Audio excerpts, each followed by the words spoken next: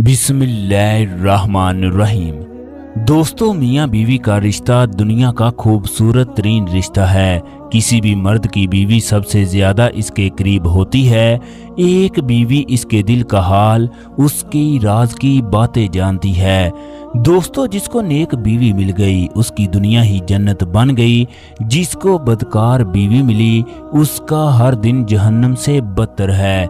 आज की हमारी वीडियो उन लोगों के लिए इंतहाई अहम है जो गैर शादीशुदा हैं, या उनकी शादी होने वाली है। उन लड़कियों के लिए भी है जो किसी से प्यार करती हैं। खाना काबा में मियाँ बीवी के साथ ऐसा मुजज़ा पेश आया जिसको देखकर सबके रोंगटे खड़े हो गए। लिहाजा वीडियो को आखिर तक लाजमी देखें। हज के दौरान मियाँ बीवी की अजीब सी मोहब्बत देखी गई। दोनों की उम्रें 65 साल के करीब थी, लेकिन उनकी मोहब्बत ऐसी थी कि देखने वाले अश अश कर उठे। उनकी आंखों से आंसू जारी हो जाते। औरत का खामद माजूर होने की वजह से व्हील चेयर पर था, जबकि उसकी बीवी उसे तवाफ करवा रही थी। उसकी बीवी उसका हर तरह से उसका ख्याल रखती।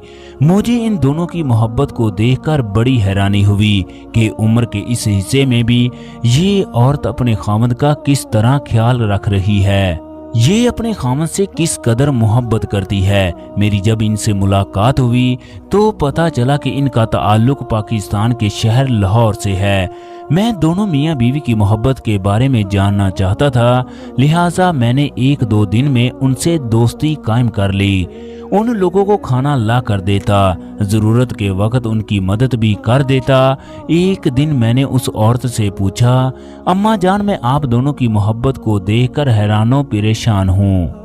आप उम्र के इस हिस्से में भी एक दूसरे से इस कदर प्यार करते हो। अम्मा जान, आप मुझे ये बताएं, क्या आपकी शादी मोहब्बत की शादी थी? मेरा ये सवाल सुनकर वो बूढ़ी औरत और उसका शौहर मुस्कुराने लगे। फिर वो औरत बताने लगी, मेरा नाम सुल्ताना है। मेरे वालिदैन मुझसे इंतहाई प्यार करते। इन्होंने मुझे शहजादियों की तरह पाला। मैंने अच्छी तालीम हासिल की। मेरी ये ख्वाहिश थी मेरी शादी एक पढ़े लिखे आदमी से हो, जो अच्छी जिसामत, बोल चाल और अच्छे इखलाक का मालिक हो। लेकिन किस्मत का करना यूं हुआ, मेरी शादी नासिर से हो गई। नासिर पढ़े लिखे ना थे। मेरे वालिदैन ने मेरी शादी उनसे करवा दी। मैं अपनी शादी से जरा भी खुश ना थी। मैं नासिर से तलाक लेना चाहती थी। मुझे इससे घिन आती, तरह तरह से इसे तंग करने लगी।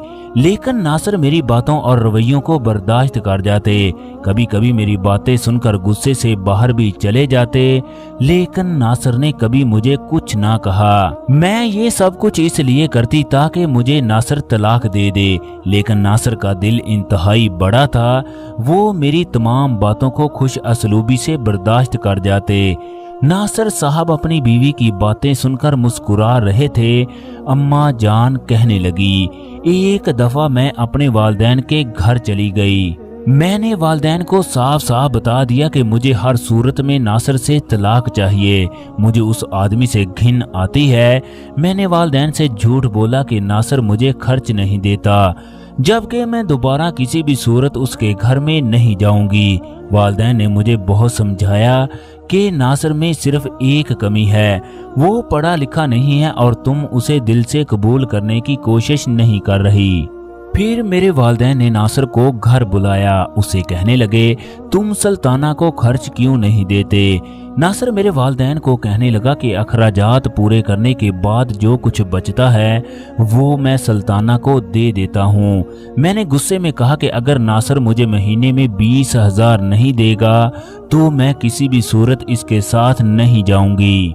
नासिर शर्मिंदा होते हुए कहने लगा, ठीक है, मैं तुम्हें महीने के 20,000 दूंगा। हालांकि मैंने नासिर से इस वजह से पैसों का मुतालबा किया था कि नासिर कभी भी किसी भी सूरत इसे पूरा नहीं कर पाएंगे, लिहाजा वो मजबूर होकर मुझे तलाक दे देगा। यूं नासिर मुझे घर ले गया और हर महीने 20,000 देने लगा। मैं नासिर का ख्याल ना रखती, ना ही कभी उसके कपड़े धोए और ना ही कभी खाना दिया। नासिर जब रात को घर में थका हुआ आता तो बिस्तर पर लेटते ही सो जाता। फिर अम्मा गहरी सांस लेकर बोली, ایک دن میں اپنی سہیلی کے ساتھ بازار گئی۔ جب میں اپنی سہیلی کے ساتھ گاڑی میں بیٹھنے لگی، میری نظر ناصر پر پڑی، جو لوگوں کا سامان اٹھا کر چھتوں پر لوڈ کر رہے تھے۔ یہ دیکھ کر میرے رونگٹے کھڑے ہو گئے۔ میری آنکھوں کے سامنے اندھیرا چھا گیا، جبکہ آنکھوں سے زاروں قطار آنسو جاری ہو گئے۔ میرے ہاتھ پاؤں کانپنے لگے، کیونکہ جس ناصر کو میں ہمیشہ پریشان کرتی، اس کا خیال نہ کرتی، اس سے طرح طرح کی فرمائشیں کرتی۔ وہ ناصر مجھے خوش رکھنے کے لیے کیا کچھ کر رہا تھا۔ میں نے جب بھی ناصر سے کام کے بارے میں پوچھا تو اس نے یہی جواب دیا، میرا اپنا کاروبار ہے۔ لیکن آج حقیقت دیکھ کر میرے پاؤں کے نیچے سے زمین نکل گئی۔ میں گھر جا کر زاروں قطار رونے لگی کہ جس شوہر کی میں طرح طرح کی نافرمانیاں کرتی ہوں، اس سے ہر وقت اذیت دیتی ہوں، وہ میرے لیے کیا کچھ کر رہا ہے۔ اس دن میں نے ناصر کے لیے پسندیدہ کھانے بنائے، جبکہ شدت سے ناصر کا انتظار کرنے لگی۔ آج پہلی بار میرے دل میں اس کے لیے محبت جاگی۔ جب ناصر گھر میں داخل ہوا تو میں نے خوش ہو کر اس کا استقبال کیا، اپنے ہاتھوں سے کھانا ڈال کر دیا، اپنے ہاتھوں سے اس کے جوتے اتارے۔ ناصر حیران و پریشان تھا کہ آج سلطانہ کو کیا ہوا، آج کس طرح میری خدمت کی جا رہی ہے۔ پھر ناصر نے اپنی جیب سے پیسے نکال کر میرے ہاتھ پر رکھ دیے۔ میں پیسوں کو دے کر پھوٹ پھوٹ کر رونے لگی۔ ناصر پریشان ہو کر کہنے لگا، اگر تمہیں اور رقم کی ضرورت ہے تو میں تمہیں دے دوں گا۔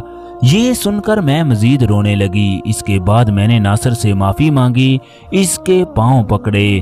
اس کے بعد ہماری زندگی اس قدر خوبصورت ہوئی جس کو لفظوں میں بیان کرنا مشکل ہے۔ دوستو، پھر اماں جان کہنے لگی کہ اس کے بعد میں نے پیسوں کو جمع کرنا شروع کر دیا۔ میں نے کپڑوں کی دکان ڈالی، اللہ رب العزت نے کاروبار میں برکت ڈالی، ہم نے کپڑے کی ایک فیکٹری بنائی۔ اس طرح کرتے کرتے ہمارا کاروبار بڑھتا چلا گیا۔ 3 سال پہلے ناصر ایکسیڈنٹ کی وجہ سے دونوں ٹانگوں سے معذور ہو گیا۔ اب میں ان کا دل سے خیال رکھتی ہوں، جبکہ میرے بچے کارخانہ چلاتے ہیں۔ اللہ رب العزت نے ہمیں سعادت بخشی اور ہم حج کے لیے آ گئے، جبکہ میرے بچے فیکٹری چلا رہے ہیں۔ میں ہمیشہ اللہ رب العزت کا شکر ادا کرتی ہوں، اس نے مجھے خامد کا مقام یاد کروایا۔ دوستو، خامد کا بلند مقام ہے۔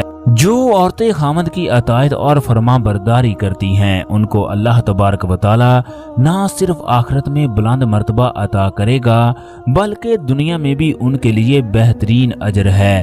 جس طرح ماں کے قدموں تلے جنت ہے، اسی طرح مرد عورت کا مجازی خدا ہے۔ مرد سخت دھوپ میں سارا دن بیوی بچوں کے لیے دھوپ میں کام کرتا ہے تاکہ میرے بچے اچھی تعلیم حاصل کر سکیں۔ یہی وجہ ہے رب کائنات نے خامد کو بلند مرتبہ عطا کیا۔ اللہ تبارک و تعالی ہم سب کو نیک عمل کرنے کی توفیق عطا